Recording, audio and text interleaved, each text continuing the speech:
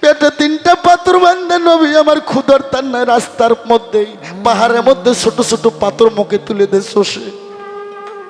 নবীর চাচা আবু জাহেল বিধর্মী 1 বস্তা আরবি খেজুর নিয়ে তার বন্ধুকে দিতে যায়। আমার ইতিম নবী জিজ্ঞেস করে, চাচা গো আপনার বস্তার মধ্যে কি দেখা যায়? ওরে তখন আবু জাহেল বিধর্মী কই, যদি আমি খেজুরের কথা বলি তাহলে তো মোহাম্মদ খাইতে যাবে রে। ওরে তখন বিধর্মী আবু জাহেল কয়, মোহাম্মদ আমি কিছু পাথর নিয়ে যাইতেছি আমার বন্ধুকে দেওয়ার জন্য। আল্লাহ কয়, আবু জাহেল আমার মনে যদি কোনো বান্দা বান্দি দুঃখ দেয় আমি আল্লাহ ক্ষমা করে দেই, কেননা আমি হচ্ছে রহমানি রহিম, আমার রহমত বেশি। কিন্তু হে আবু জাহেল, আমার বিশ্ব নবীর মনে যদি কেউ দুঃখ দেয় আমি আল্লাহ কিয়ামত প্রমাণে তাকে ক্ষমা করি না।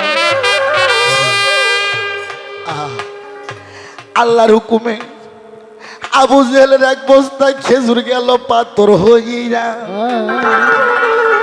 ওরে আবু জাহেল বন্ধুর বাড়িতে বস্তার মুখ খুলে দেখে বস্তায় কোনো পাথর ছিল না।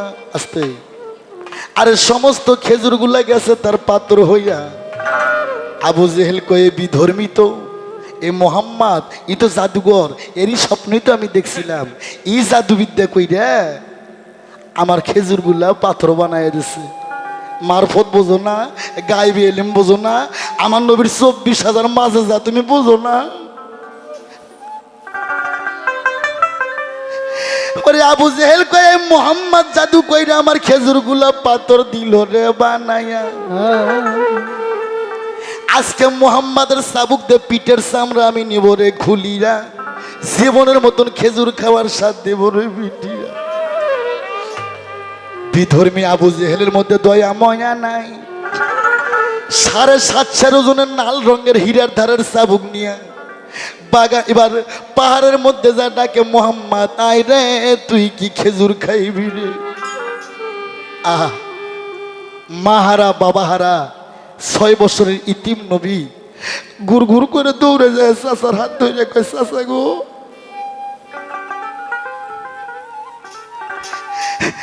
ও চাচা, মক্কার মধ্যে আমার কে দরদি আছে, কে বান্ধব আছে, আমাকে খেজুর খাওয়াবে গো। আবু জাহেল কয়, মোহাম্মদ আমার বাগানে 365টা খেজুর গাছ আছে রে, কত খেজুর খাইবি তোরে আমি আত্মা ভরে খেজুর খাওয়াবো। আবু জাহেল ঘোড়ায় চড়ে যায়। শিশু নবী, ইতিম নবী, শিশু বাচ্চা 6 বছরের বালক ঘোড়ার পিছে ঘুরঘুর করে দৌড়ে যায়। নবী দৌড়াইতে পারে না, অনাহারে ঠেঙ্গে ঠেঙ্গে বাড়ি খায় উঠতে পড়ে। ওরে আবু জাহেলের বাগানেতে যখন হাজির হয় না যায়, ওরে 365টা খেজুর গাছের দিকে লক্ষ্য করে দেখে বাদা বাদা পাথর ঝুলে আছে, গাছের মধ্যেও খেজুর নাই। বিধর্মী আবু জাহেল রে, বাম হাত যে দূর উঠে সে দূর আলোক করে ঠাস করে আমার ইতিম নবীর গালে থাপড় মারে রে।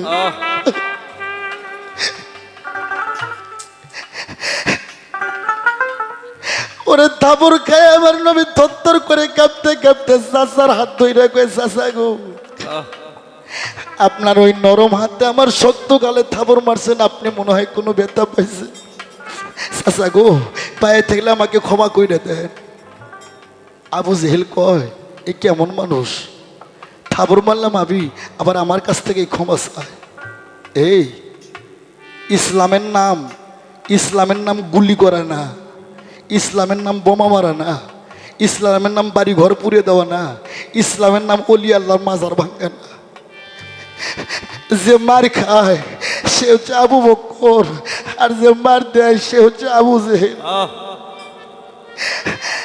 আমার নবী কয়, চাচা গো আপনি যদি ব্যথা পায়ে থাকেন আমারে ক্ষমা করে দেন। আবু জাহেল আর একটা থাপ্পড় আলোক করে। আমার নবী কয়, চাচা গো একটা থাপ্পড় মারছেন চাচা, খেজুরের আটি ফাইটা গেছে, আর একটা থাপ্পড় মারলে চাচা খেজুরের আটি যাবে 2 খণ্ড হয়ে। বাবা খেজুরের আটি ফাটা না, ফাটা না খেজুরের আটি আগে ছিল না, আমার নবীর গালে থাপড় মারার কারণে খেজুরের আটির মাঝখান দিয়ে ফাইটা গেছে। এই জায়গায় আমার রুমি সরকারের কাছে প্রশ্ন, কোনোদিন কোনো শিল্পীকে প্রশ্ন করি নাই, নবীর গালে আবু জেহেল থাবর মারল দেখে খেজুরের আটি ফেটে গেল। খেজুরের আটি যেমন ফাটা, গমের মধ্যে তেমনই ফাটা। আমার জিজ্ঞাসা, গমের মধ্যে কবে থেকে ফাটলো? হাদিসের কোথায় আছে এবং কোরআনের কোথায় আছে? আবু জেহেল কয়, এই জাদুঘর এই বাইসে থাকলে আমার মূর্তি পূজা কেউ করবে না।